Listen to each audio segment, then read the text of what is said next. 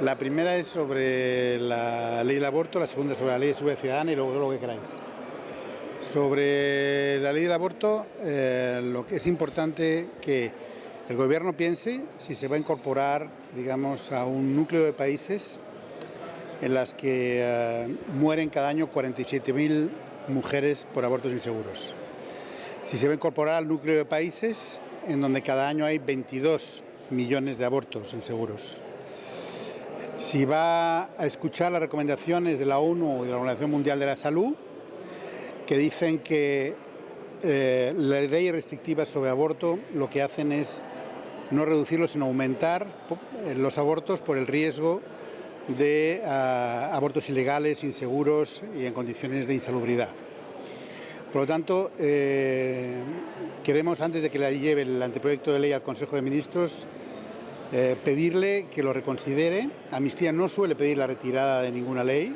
En este caso es de las pocas en muchos años en España que hemos pedido la retirada de la ley y que lo reconsidere. De aprobarse esta ley va a provocar que millones de mujeres y niñas se enfrenten a violaciones de derechos humanos y van a aumentar los casos de mortalidad materna en España. O sea, va a incorporar nuevas violaciones de derechos humanos.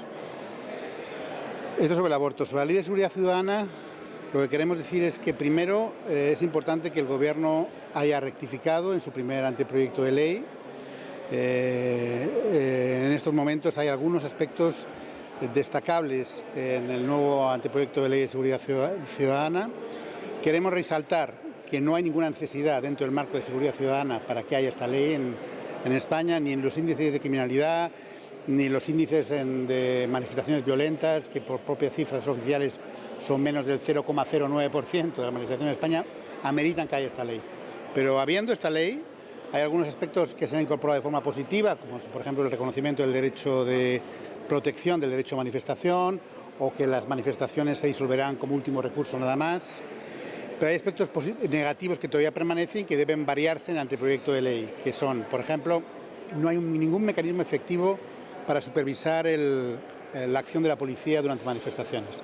A diferencia de otros países como Holanda, como el Reino Unido, que existen mecanismos de supervisión, no en España. Y el segundo aspecto es, sobre todo para los periodistas, es que la grabación no autorizada de imágenes todavía queda en un limbo en el que puede impedir que se graben violaciones de derechos humanos por parte de profesionales de los medios de comunicación. Creemos que todavía hay margen de mejora y que debe cambiarse en el marco del anteproyecto de ley. Estamos hablando de ese limbo. ¿Cómo lo planean ustedes? ¿Regularlo de otra forma? ¿Hacerle ese cambio? O sea, ¿Perdón? La ley de seguridad ciudadana tiene un limbo de seguridad, es el tema. Hay más que se toman en caso de que pedir la seguridad. ¿Cómo lo planean ustedes? ¿Qué cambio propondrían? Bueno, lo que mantiene es que no podrán grabarse imágenes de los miembros de fuerzas de seguridad por motivos familiares o personales, que eso es razonable, pero también lo que habla es para cuando impidan el éxito de una operación. Eso no sabemos qué es. Y en este concreto, éxito de una operación es lo que habría que eliminar durante el trámite parlamentario. Digamos, es lógico que se proteja la cuestión es los datos personales no profesionales del policía, pero un policía en el ejercicio de sus funciones debe estar sujeto todavía al escrutinio público. El rey de España, Felipe VI, se encuentra actualmente en Marruecos. Antes de este viaje, ustedes han mandado un informe denunciando las violaciones de derechos humanos que comete el reino marroquí contra sus ciudadanos. ¿Qué respuesta han obtenido por parte del rey? ¿Han tenido alguna respuesta? Bueno, lo que nosotros hemos pedido es que Su Majestad el Rey Felipe VI acude a un país donde hay graves violaciones de derechos humanos. Cuando una autoridad pública acude a un país donde hay graves violaciones de derechos humanos, los derechos humanos no pueden ser el elefante en la habitación que está ahí pero del que nadie habla. Necesita hablar de ellos con las autoridades marroquíes, máxime si existe tan buena relación entre las autoridades marroquíes y españolas, ¿no? Entonces, como quiero indicar, además va en un contexto muy importante para Marruecos. Marruecos está ahora mismo reevaluando su Código Penal. El Código Penal todavía mantiene con penas de prisión a periodistas. Todavía, por ejemplo, ese Código Penal castiga a mujeres y discrimina a mujeres en el marco de violencia de género. Existen documentadas torturas y malos tratos, especialmente en el ámbito del Sáhara Occidental, y activistas que luchan por los derechos humanos en el ámbito de autodeterminación. Y por lo tanto es un momento clave para la primera visita del rey Felipe VI a Marruecos, que hable de derechos humanos con las autoridades marroquíes. Y bueno, los resultados los obtendremos si habla con las autoridades marroquíes y si se preocupa de los derechos humanos allá. Y con respecto a los bombardeos de Gaza, ¿se está llevando a cabo desde Amnistía Internacional? Bueno, esto es muy serio. Estamos hablando de una situación en la que han muerto 170 personas ya, de ellas al menos 26 niños, 16 mujeres. Estamos hablando de que 5 hospitales han sido dañados.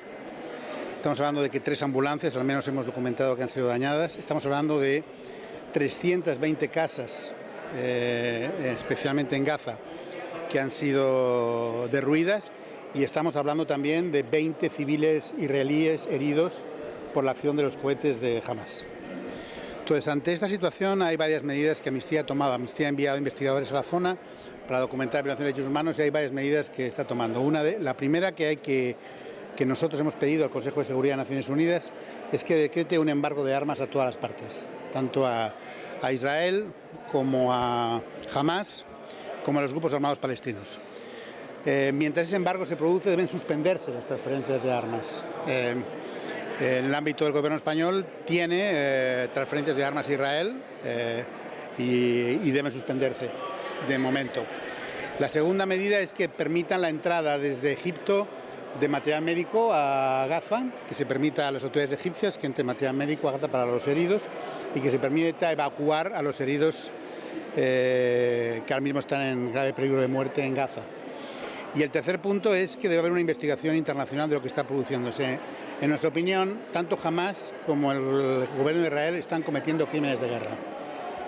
En el caso de Israel, han muerto personas que estaban tomando café en un café por bombardeos. Han muerto personas que estaban viendo en un bar la Copa del Mundo de fútbol.